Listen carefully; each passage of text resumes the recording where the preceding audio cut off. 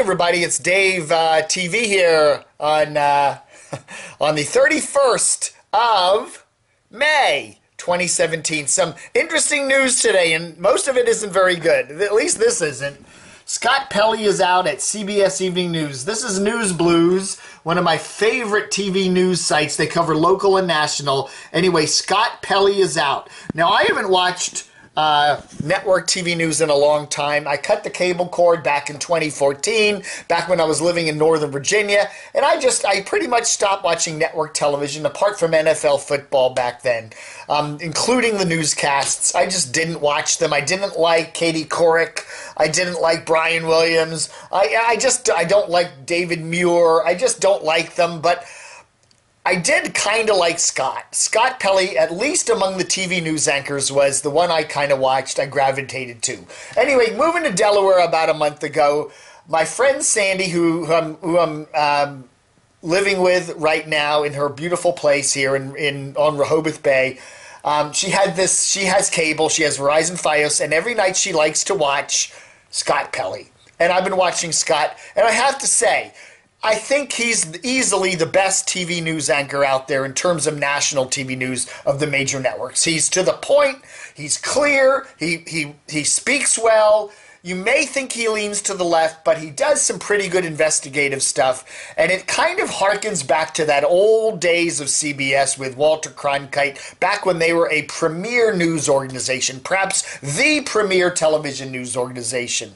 And even though Scott's ratings have not been great, they do rank third among all the TV network TV newscasts, which are all down, by the way, but he's apparently the lowest.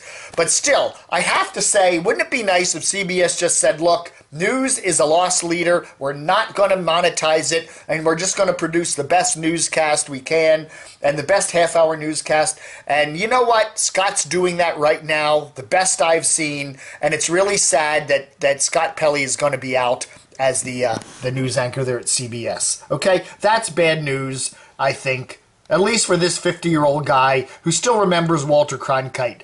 The other thing I wanted to bring up was, again, one of my favorite sites is NewsBlues. Okay, they started in 1998. They cover national and local TV news, okay? I started my website, DCR TV, a year earlier, so we're about the same time frame there. We've both been running for about 20 years now. So I kind of have always felt a fondness for Mr. Mike James, who is the guy behind NewsBlues, okay?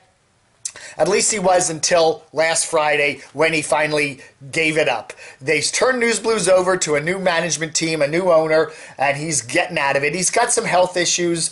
You know, he's down there in Florida, and but we always were good friends. I've never met him, but we always were sending emails back and forth, and he was sending me tips, and I send him tips, and so we've always had a certain camaraderie there. So it's really sad to see him giving up the reins. But anyway, on Friday the 26th, he did his signing off, okay? And it was very touching. If you have NewsBlues, go check it out. It's really interesting to read all the history of the site and all of his struggles over the years. But there's a couple paragraphs in here I just wanted to read. So, even if you don't have a subscription to NewsBlues, you do have to subscribe to it.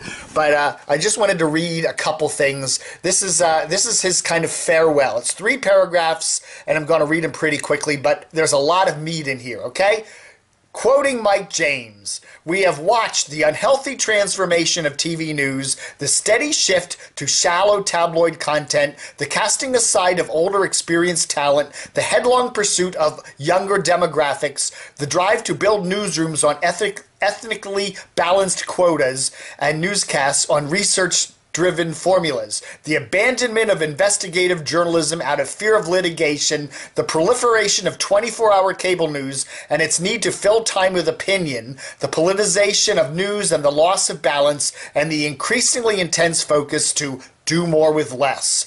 And that has led to live shots for the sake of going live, mandatory walk-in talks, syrupy live TV marriage proposals, weepy personal medical memoirs, mommy blogs and birth celebrations, newsroom sheet cakes, buyouts and layoffs, adrenaline-infused storm chasers masquerading as scientists, local meteorologists with sleeves rolled up interrupting programming for breathless storm alerts in distant counties, bigger, more powerful radars, mobile weather units covered in advertiser logos, beauty traffic queen anchors, teleprompter readers in cocktail dresses, endless promotion and slogans and shallow branding, verbless breaking news that isn't, tweets and selfies and sprawling studios meant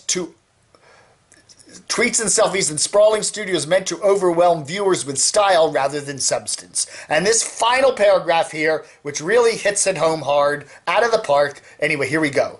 We've watched a handful of broadcasting companies leverage investment money to gobble up local TV stations by the hundreds, like the Sinclairs, creating ownership behemoths that threaten the public interest by centralizing news production, eliminating competition and diversity, squeezing advertisers, steamrolling retransmission agreements, and generating obscene compensation packages for a handful of executives. Meanwhile, news staffs have been consolidated and salaries slashed. Local television, now dependent on scale, has expanded its local news hole to accommodate more advertising opportunities to pay the bills. Mike hits it out of the park there. What's wrong with TV news in American television news, local and national, as of May 2017? It's not a pretty picture, and it's only getting worse. And, more and more people are going to be turning it off. I don't know. I stopped watching network TV news. I've hardly ever watched local TV news anymore. And more and more people are going to be joining my club, I think. It's sad. It really is sad. It's a sad couple of days for TV news in America. The ending of at least the Mike James version of News Blues, and Scott Pelley leaving CBS, at least as the anchor there for the evening newscast, because I think he was pretty damn good. All right, that's it. Vlog over.